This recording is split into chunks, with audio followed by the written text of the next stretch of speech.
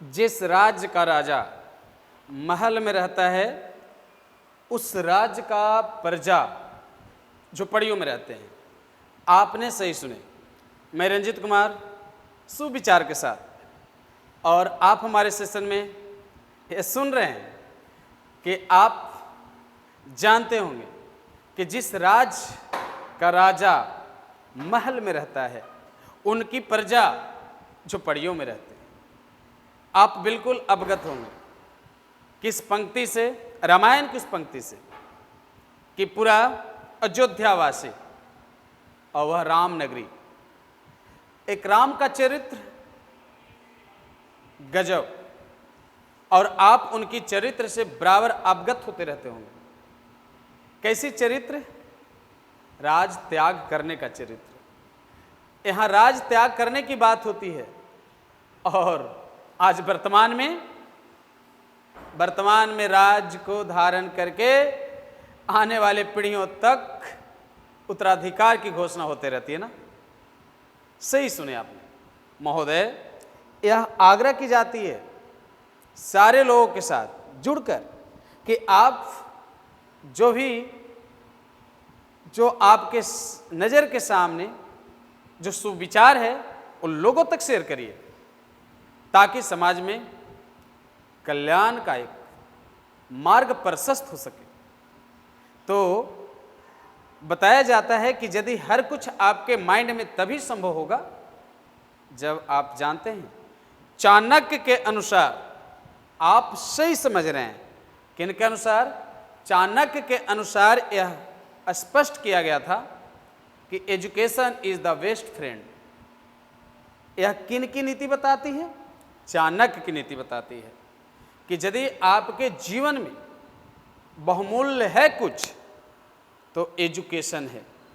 यह इसलिए निश्चित किया गया है हर एक घर के हर एक सदस्यों के लिए, क्योंकि चाणक्य बताते हैं कि एजुकेशन के बिना आदमी एक पशु के समान माना जाता है। साथ ही साथ यह जानते हैं क्या बताते हैं?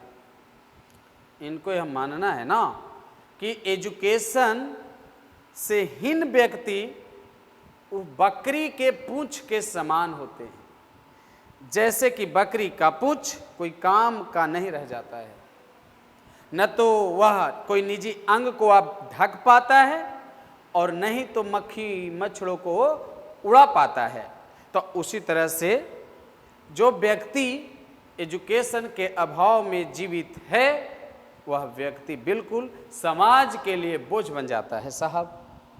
क्योंकि आपके पास बुद्धि है तो आप जरूर समय पर उसका इस्तेमाल करिएगा, और समय पर जरूरत पड़ने पर जब इसका उपयोग होगा ना, तो परिणाम भी आपका शानदार आएगा।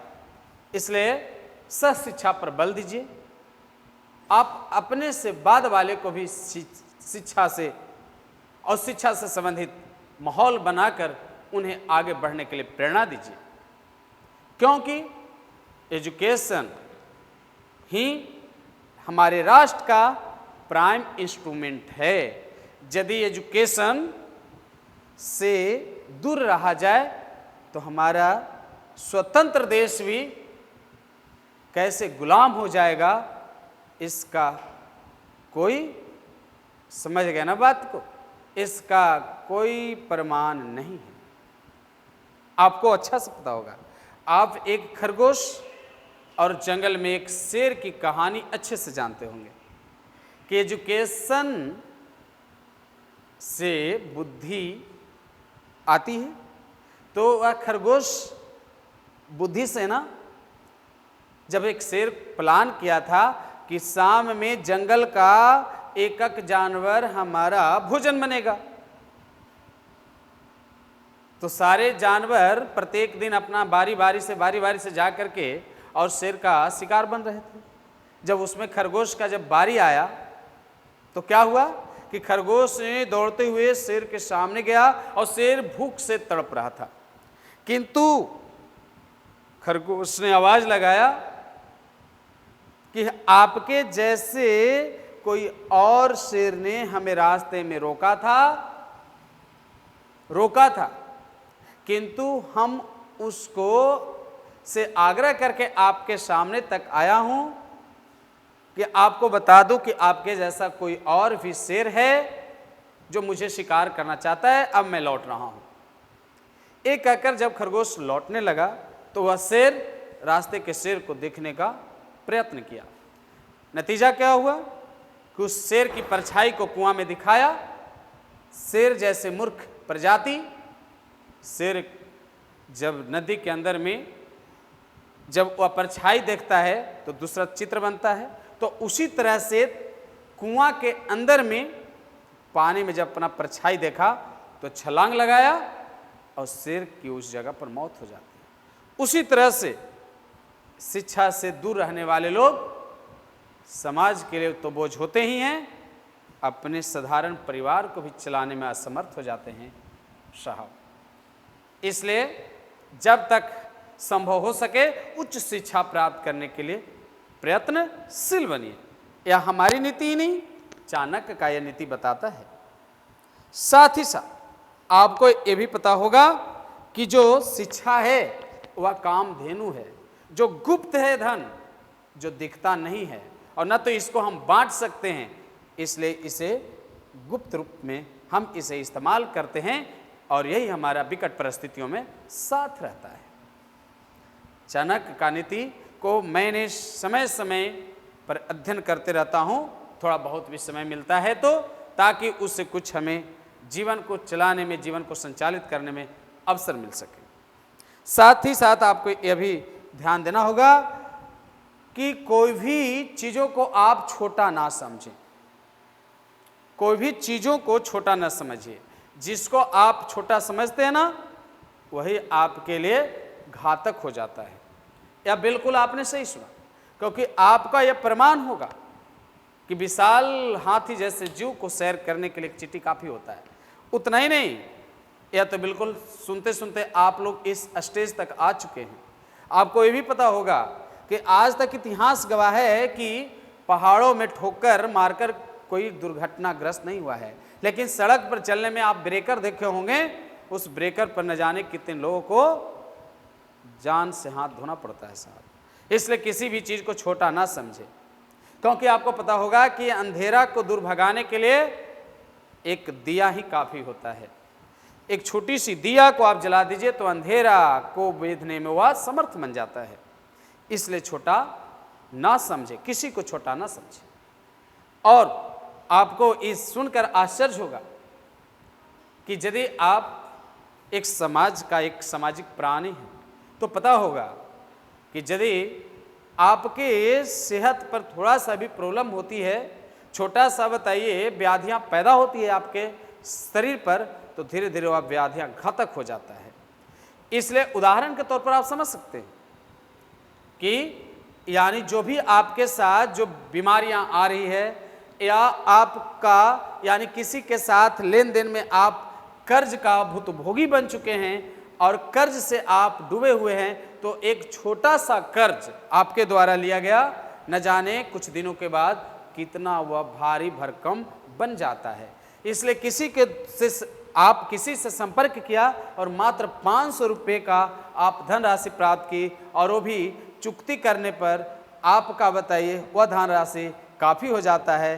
तो यह मेरा इशारा है कि आप याद रखिए कि यदि कर्ज होता है तो आप यह जरूर ध्यान रखिए कि उसको चुकती कैसे किया जाए, अन्यथा सोच लीजिएगा कि जब होगा तो दे देंगे।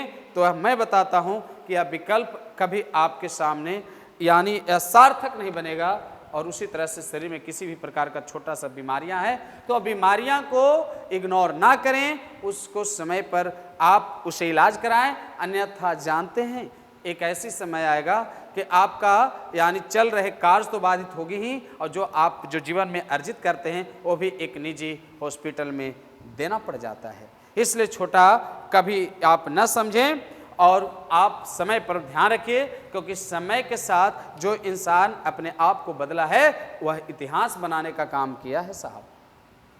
साथ ही साथ आप लोग को यह भी चाणक्य नीति के माध्यम से आप यदि आगे सुनना चाहेंगे तो यह बताता है कि आप साहसी बनो। सही सुना आपने, आपको क्या बनना है? साहसी बनना है। जिस समय आप साहसी बनना सीख गए तो आपको मैं बता दूं कि यदि आप शेर के मांद में जाइएगा तो वहां पर बताइए आपको क्या मिलेगा? छोटा सा बताइए जुओं का हड्डी और स्किन तो नहीं मिलेगा, मिलेगा तो बताइए भारी। कहने का मतलब है कि यदि आप व्यापारी बनते हैं तो बड़ा व्यापारी बनिएगा तो बड़ा चीज सीखिएगा।